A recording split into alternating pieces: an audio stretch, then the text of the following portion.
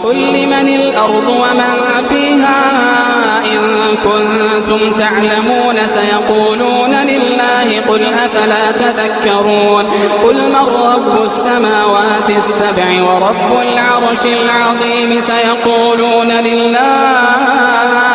قل أفلا تتقون قل من بيده ملكوت كل شيء وهو يجير ولا يجار عليه إن كنتم تعلمون سيقولون لله قل فأنى تسحرون